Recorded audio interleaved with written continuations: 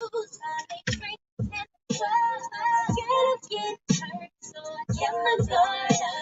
yo.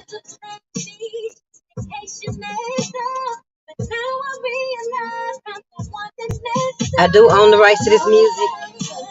How y'all doing today? It's your girl Shay coming through.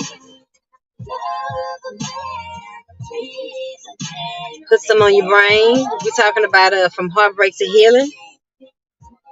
We're on tip number 6 today. But I think I'm going to combine 6 and 7 today because they kind of coincide with each other. So I'm going to add 6 and 7. Tips 6 and 7 today. From heartbreak to healing. 7 ways to get over a breakup. We're on tips number 6 and 7 today. And that's the end. So if you miss videos 1 through 5, y'all go back and check them out. If you're going through a heartbreak, a painful heartbreak, and you're trying to get over somebody, these are things that I did and still apply to my life to continue to grow and to continue to heal my heart.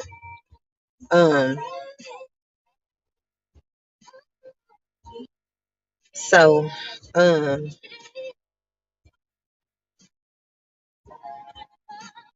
from heartbreak to healing, heartbreak is real. It's a real thing out here, you know. Some people can't handle heartbreak. Some people will take your life if you break their heart. That's how serious and deep heartbreak go. That some people would rather take your life than to live without you. Take your life and their life than to live without you. That's how deep heartbreak can get. And that's why it's so important for us to heal. And I know that we all come from different backgrounds, so a lot of people didn't get the information that you're getting today on what you can do. You know, a lot of people don't have the mental capacity to apply what I'm teaching you to apply on their own. Just mentally not there, mentally in a dark place, in a negative when it comes to emotional balance and well-being. It's a lot of people in a negative today because we were never taught how to fill our own cup. We were never taught how to love ourselves. So, but I thank God for the information being out there today. What I'm teaching you was what I was never taught. And so, from heartbreak to healing today, tips 6 and 7 is to forgive yourself and to forgive them. And be patient with yourself. Tip 6 is be patient. Hold on. 7. Tip 7 is to be patient with yourself and recognizing that you did the best that you could with the knowledge that you have and had. You know, a lot of us have been put in survival mode. You know, a lot of us was just trying to survive and stay afloat, you know, in the heartbreak. And so we found ourselves in fight or flight. We found ourselves trying to survive. And for me, unfortunately, my survival looked like alcoholism because I didn't know how to process the pain, you know, beyond prayer, worship, you know. Praise and worship has always been my weapon to lift my spirits. But when you're in a situation that's gonna take some wisdom and some foot action beyond prayer and worship if you don't know what to do. Unfortunately, we're going to go to unhealthy things to feel better. So, and sometimes it's hard to forgive ourselves when sometimes the heartbreak can be so painful that we get mad at ourselves for staying in situations, for an extended period of times. We get mad at ourselves. And so we have to forgive ourselves for what we allowed. And so that's why I want to put it on your brain to realize that you did the best you could with the knowledge that you had. But now that you know better, you can do better. Forgive yourself for staying longer than you should have. Forgive yourself for overextending. Forgive yourself for what you did in survival mode. Forgive yourself for what you did to numb and feel better. Forgive yourself. And it takes a self-awareness and a level of self-awareness to be able to look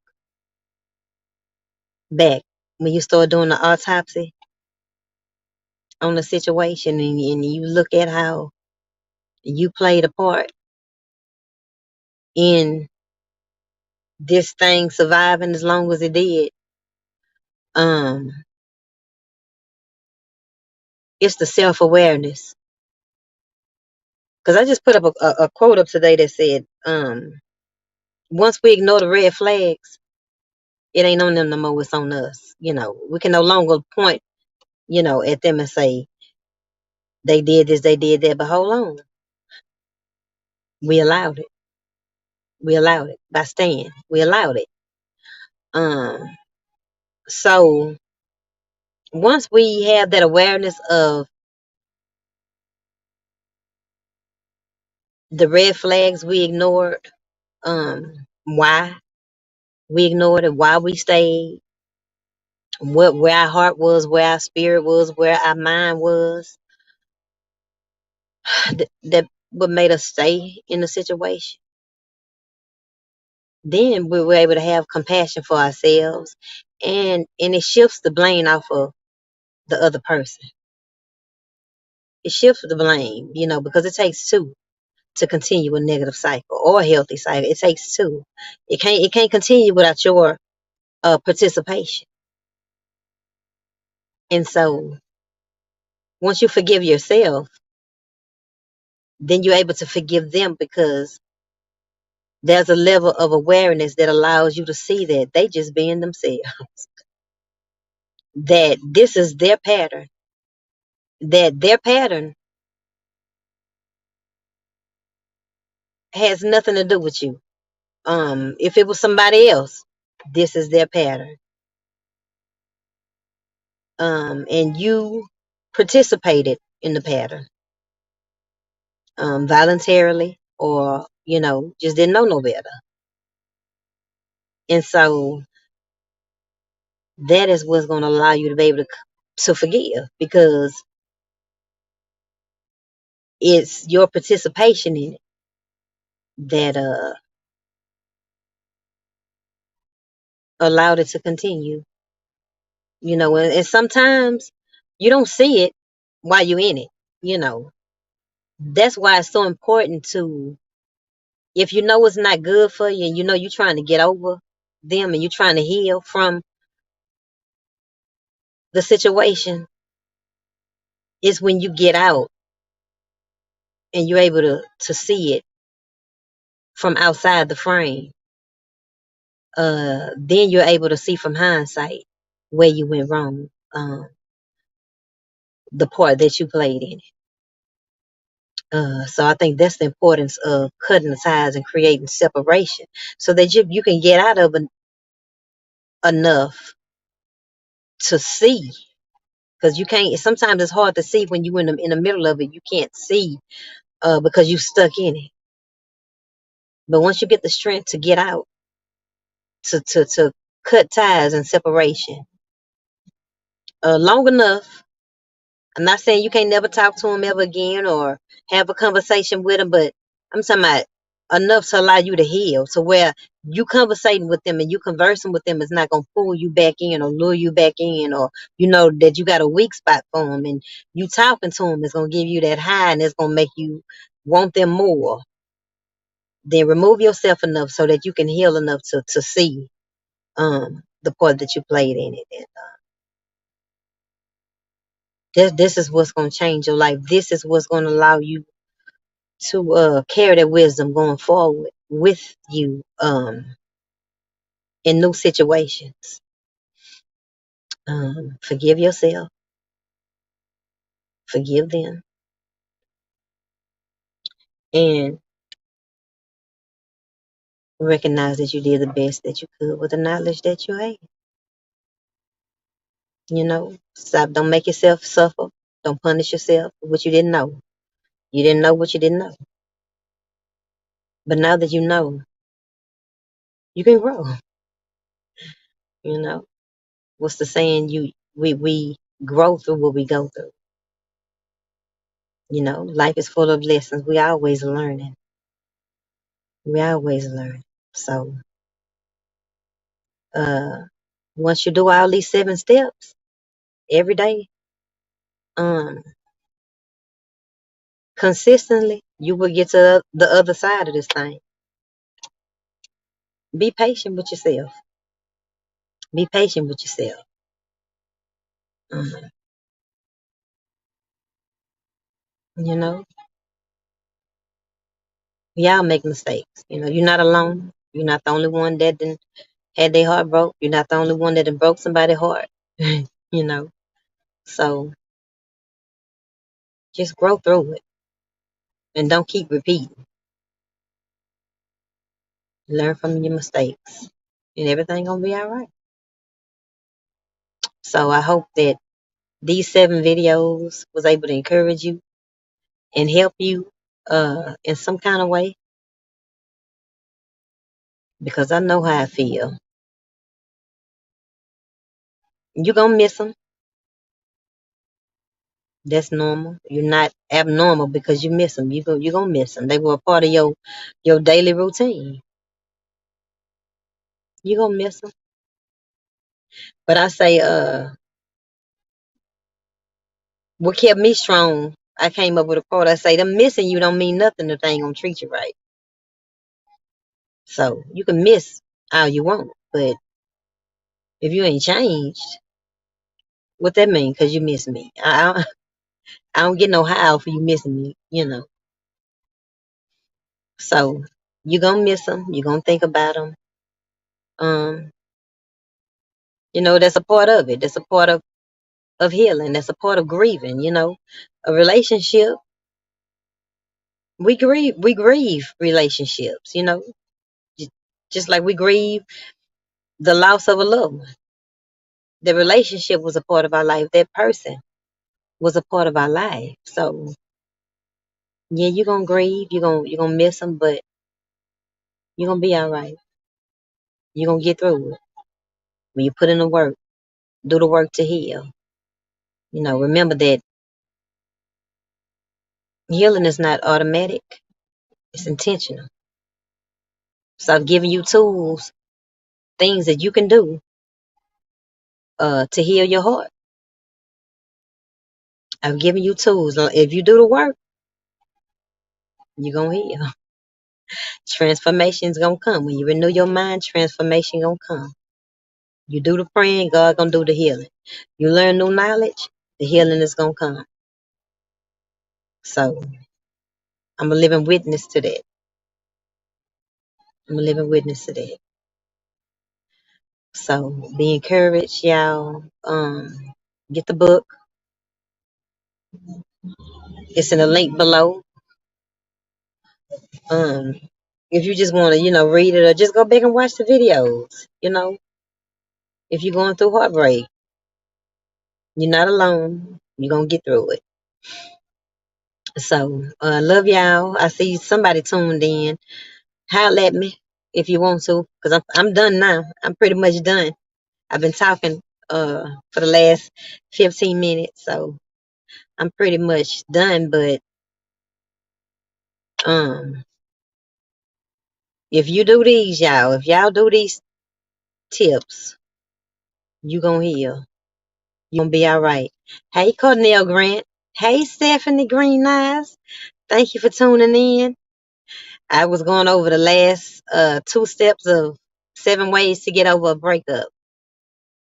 So the last 2 steps is forgive yourself. Thank you, Queen. Forgive yourself and forgive them. And understand that you did the best that you could with the knowledge that you had. And so forgive yourself and forgive them. So y'all go back and watch it. If you're going through a breakup, or if you know somebody going through a breakup, share with them. You will get to the other side, y'all. You will get to the other side. I'm a living testimony. It doesn't matter how long you've been together. It doesn't matter. And see, without this knowledge, before I had this knowledge, thank you. Before I had this knowledge that I'm teaching y'all, man, I didn't even know what a soul tie was, because my ex-husband, he was my first. So I had never slept with another man. So when they used to talk about soul ties and stuff like that, I'm like, what is a soul tie? How do you explain a soul tie? But once I cheated and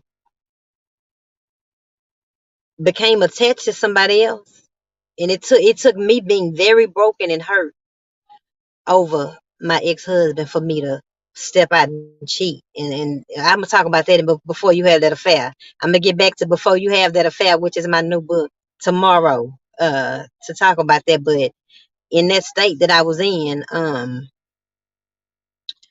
I learned what a soul tie was, and it took me a long time to break that soul tie because woo, I just didn't know what to do. I didn't have the knowledge that I have now on just my soul and why I was so codependent and just the way I saw myself. So I don't even know what point I was trying to make with the soul tie, but I was just saying that without the knowledge, sometimes it can take you longer to overcome. But once you get the knowledge and you start applying it, you're gonna see transformation. I've been separated 7 years, and it took almost the whole time to get my mind right. Really? So now, do you mean the 7 years? It took almost the whole time, the whole 7 years to get your mind right? Wow. My Lord. My. I lost my mind in the marriage. By the time I left, wasn't no turning back.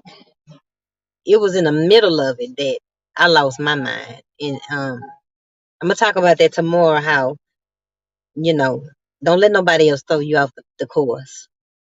Don't let nobody else throw you out the path. I say sometimes we make these relationships our gods. And we make and I knew I can't speak for everybody, but I knew the way I responded to the pain that my ex was my God. Because you don't let nobody make you, mad at God and throw you off the course. That mean I got you too high up. If I'm letting you separate me from the love of God. But that's a whole nother story. We're gonna talk about that tomorrow. But wow, I'm glad that you doing better, Cornell. I know how I feel. I lost my mind. I cried myself to sleep many nights. I was having withdrawals many nights before I understood what was going on and was able to actually heal that within me. But I understand. I understand. I'm glad that you're feeling better and you're doing better. You finally got a hold of that thing. Got your mental together. And did I say that? Did I talk about it? It ain't personal? Yeah, it's not personal. What people do is not personal. That's them. That's their pattern. Don't start owning what they doing and saying it's something about me. Now, this they don't have nothing to do with you. What people do. So but we'll talk about it tomorrow. But I thank y'all for tuning in, and I'm gonna get back to before you had that affair tomorrow. I love y'all. God bless y'all, and thank y'all for hollering at me.